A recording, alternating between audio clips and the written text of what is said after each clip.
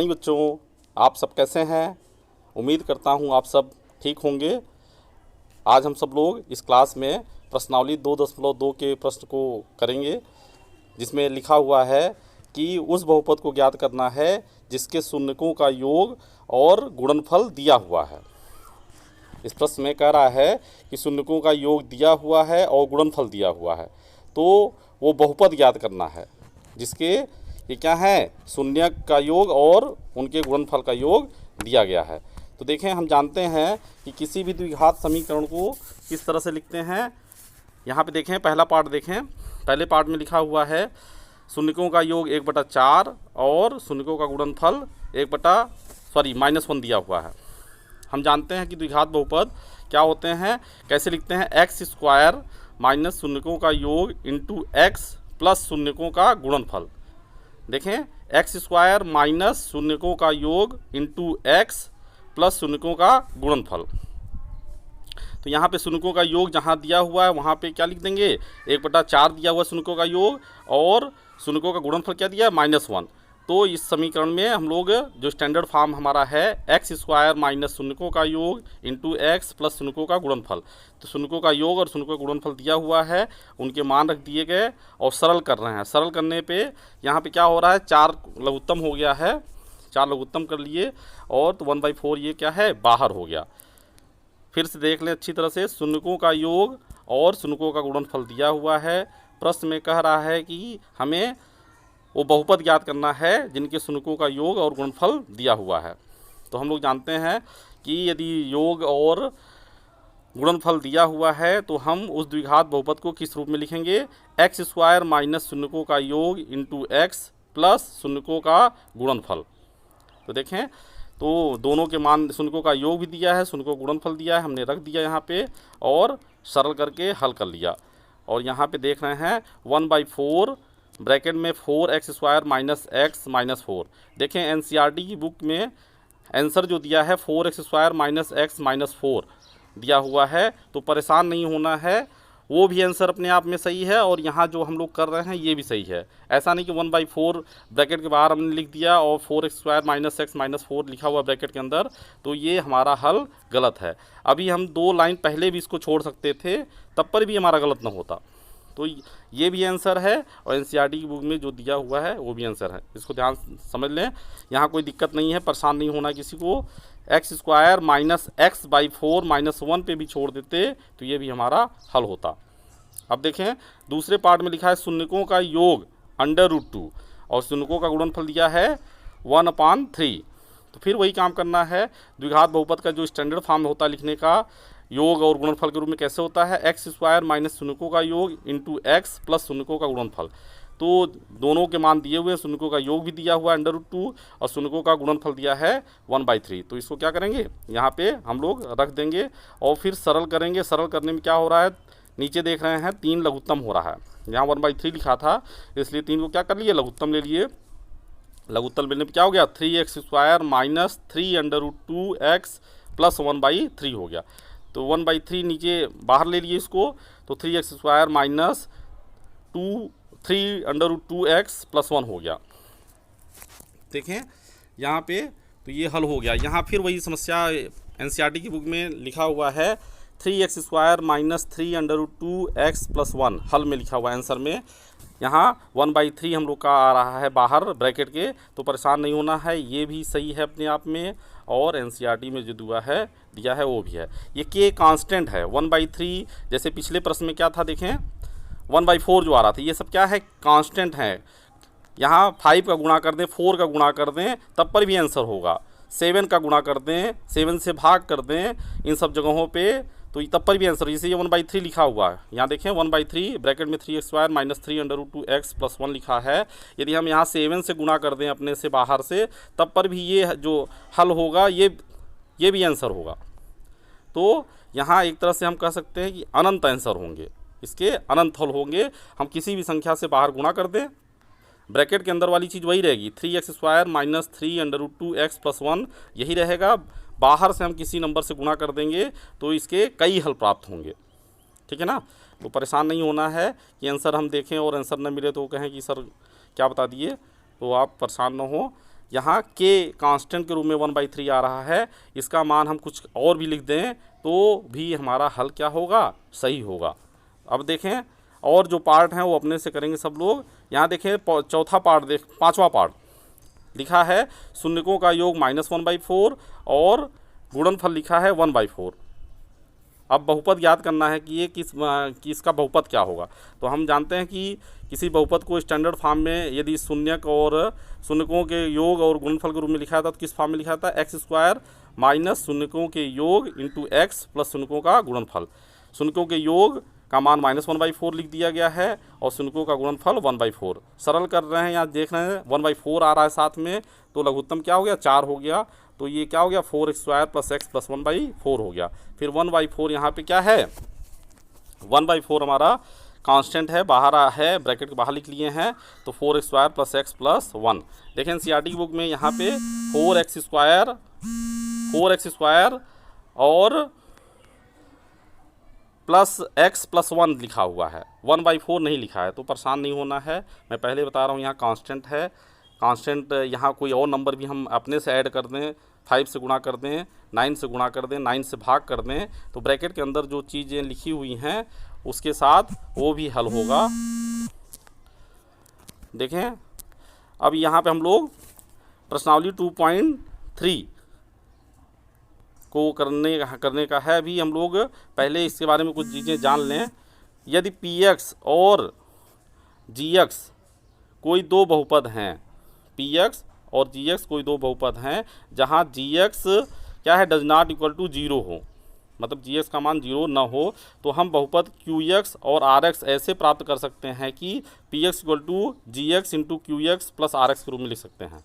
देखें ये भाग में हम लोग पढ़ चुके हैं। देखें नीचे लिखा हुआ भाज्य इक्वल टू, हम लोग जानते हैं भाजक इंटू भागफल प्लस शेषफल होता है, तो उसी को यहाँ बहुपद के रूप में लिखा जा रहा है। यहाँ हम लोग भाग में पढ़ चुके हैं कि भाज्य इक्वल टू क्या होता है, भाजक इंटू भागफल प्लस शेषफल होता है, तो उसी को हम लोग यहाँ बहुपद के रूप में लिख रहे हैं। यहाँ दो बहुपद है, वहाँ 2 नंबर हम लोग पढ़ते थे भाग में, पहले हम लोग पढ़ चुके हैं।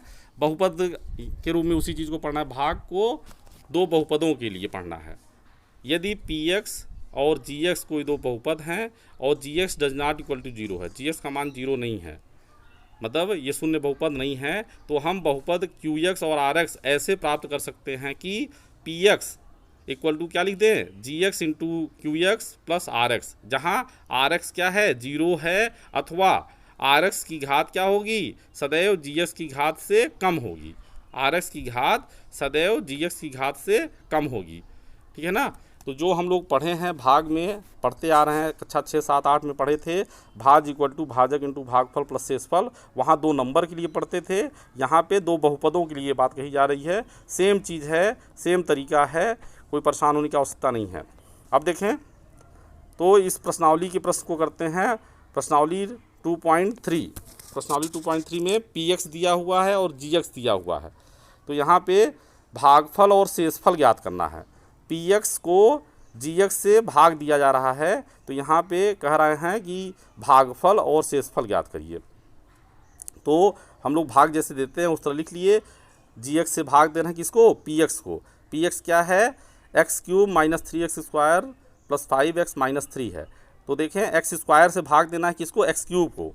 तो सीधी सी बात है, कितना घात, यहाँ x की घात 2 है, यहाँ x की घात 3 है, तो एक घात अधिक है तो x बार जाएगा, एक x की घात 1 बार जाएगा, तो यहाँ पे x बार ले गए। फिर उसके बाद क्या कर रहे हैं, x का गुणा हो गया x² में तो x³ हो जाएगा, x गुणा -2 में हुआ तो -2x हो जाएगा, और घटाने पे चिन्ह बदल जाता है, तो ये -x³ हो गया और प्लस 2x हो गया।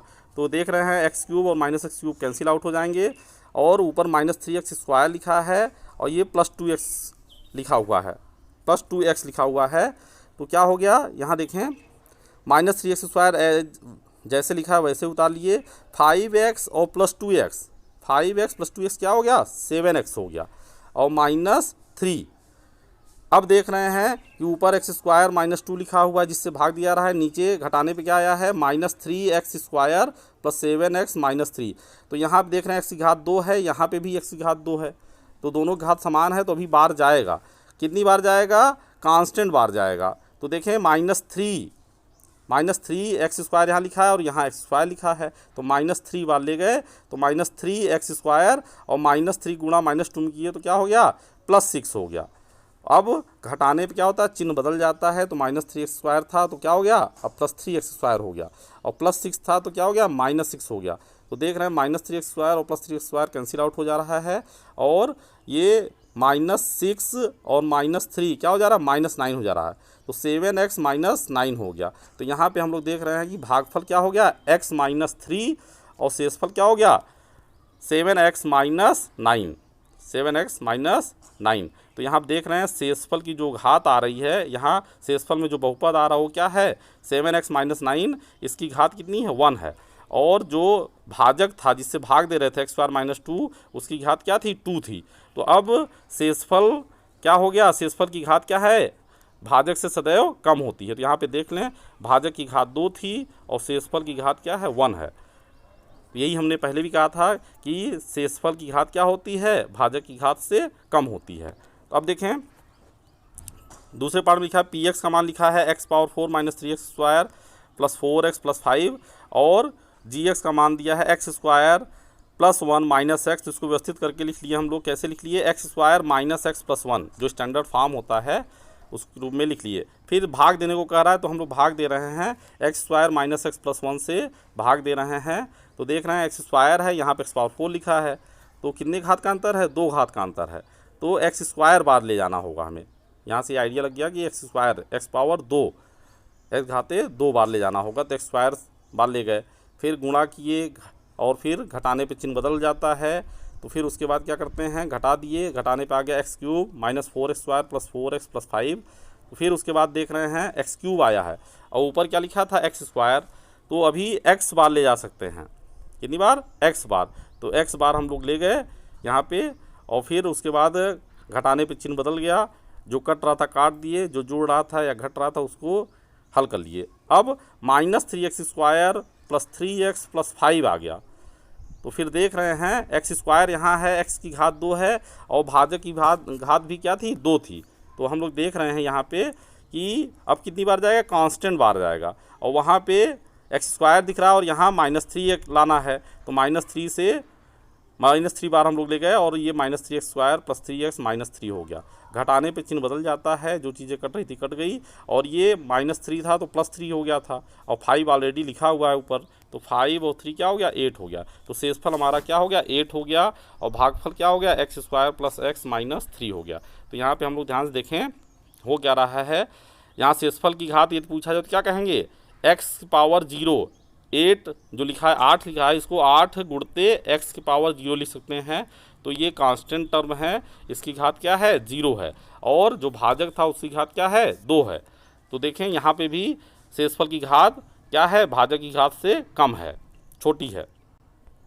देखें तीसरा प्रश्न, देखें तीसरा पार्ट इसका पहले प्रश्न का, px = लिखा है x⁴ - 5x + 6 और gx का मान लिखा है 2 - x², तो इसको हम व्यवस्थित करके लिख कह सकते हैं -x² + 2। तो देखें -² + 2 से भाग देना है किसको, x⁴ - 5x + 6 को। तो यहाँ देखें जो भाजक है -² + 2, इसकी घात कितनी है, 2 है, और जो भाज्य है x⁴ - 5x + 6, इसकी घात कितनी है, 4 है। तो यहाँ इसकी घात 2 थी और इसकी घात क्या है, 4 है, तो कितनी बार जाएगा, 2 बार जाएगा। डिफरेंस कितने का था, 2 का था, 4 और 2 का डिफरेंस क्या होता है, 2 होता है, तो कितनी घात जाएगा, x कितनी घात होनी चाहिए, x की घात 2 होनी चाहिए। तो यहाँ पे देखें, यहाँ पे -x² बार ले जाएंगे, -x² बार क्यों ले जा रहे हैं, देखें माइनस माइनस का गुणा क्या हो जाएगा, यहाँ पे प्लस हो जाएगा, माइनस माइनस गुणा प्लस हो जाएगा, और फिर घटाने पे जब चिन्ह बदलेगा तो क्या हो जाएगा, माइनस हो जाएगा, और ये कैंसिल आउट हो जाएगा।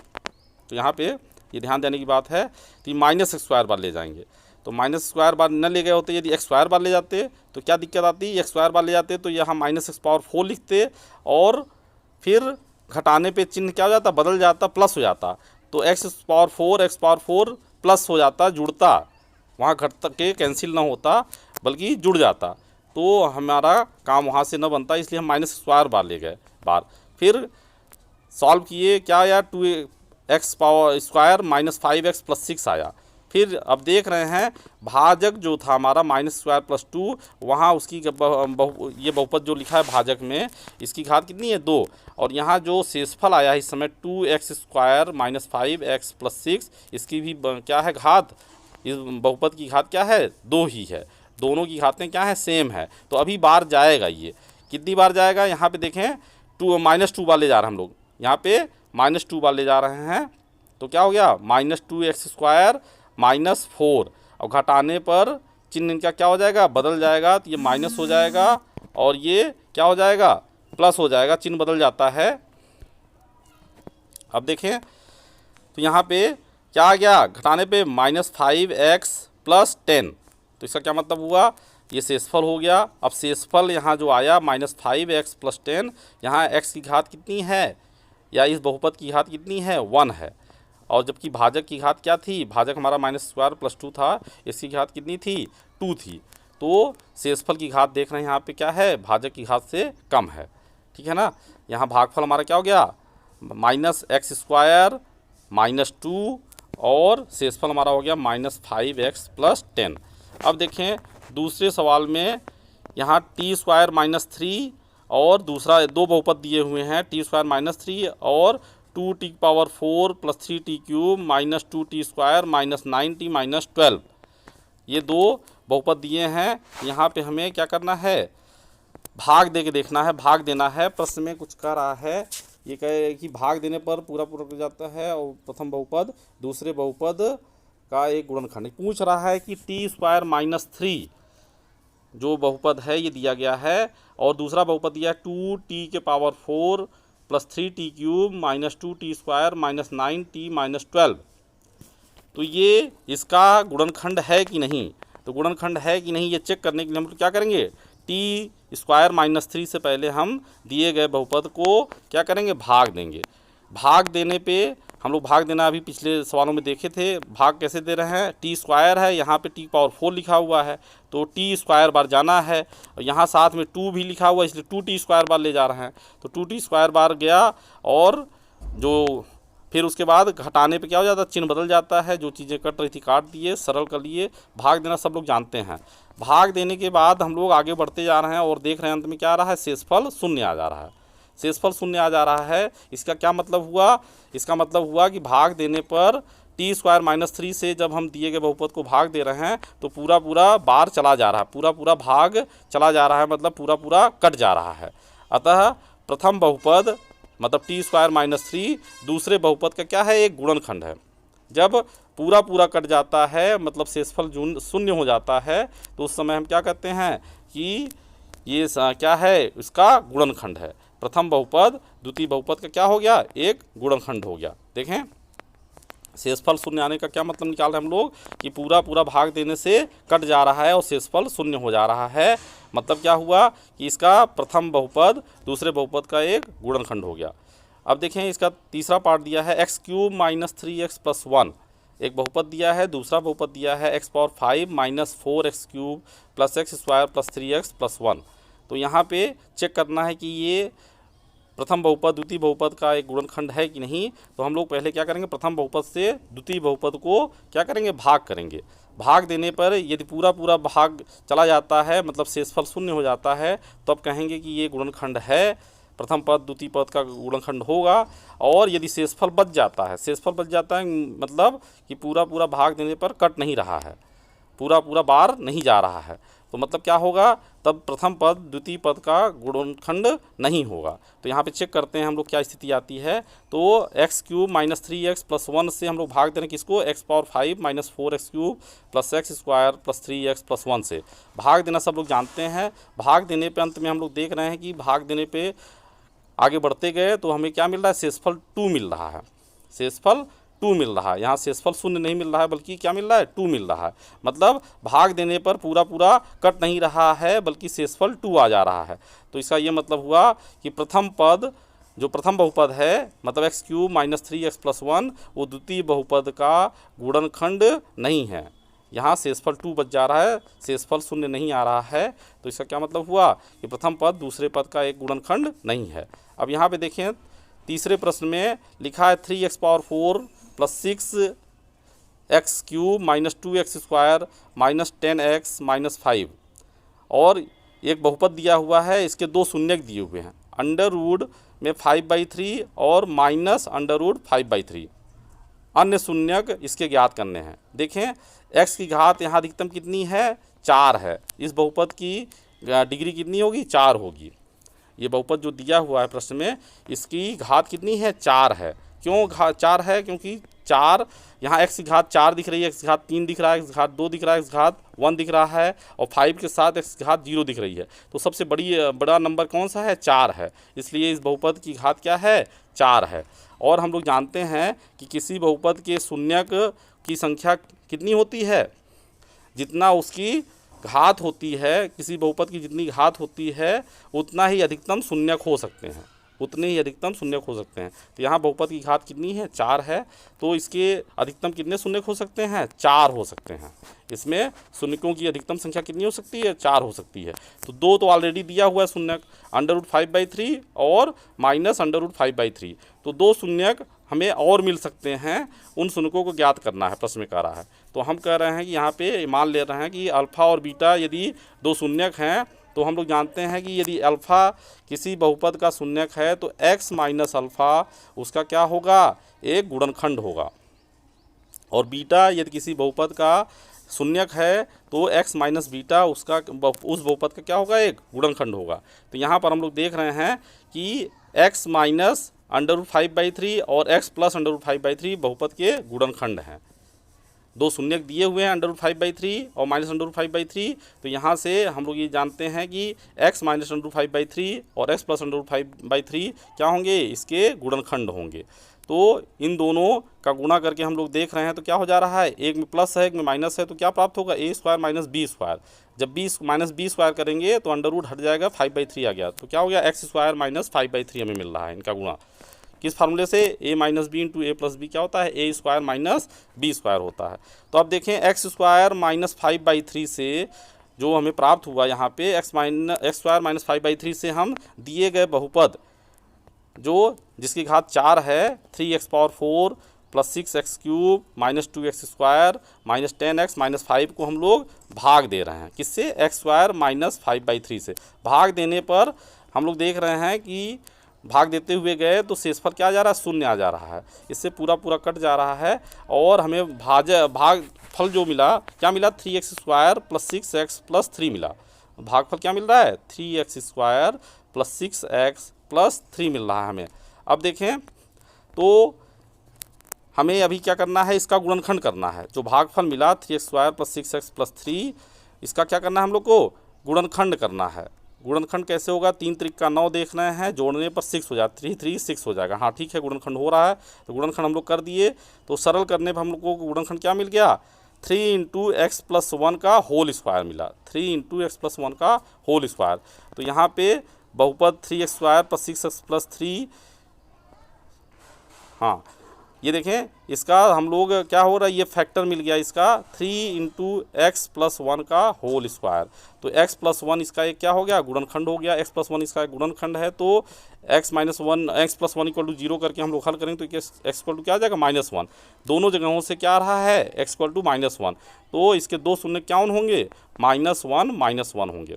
इसके दोनों शून्य क्या हो गए, बराबर हैं और क्या होंगे, -1 होंगे। धन्यवाद। इसके आगे हम लोग अगली क्लास में चर्चा करेंगे, बात करेंगे। धन्यवाद।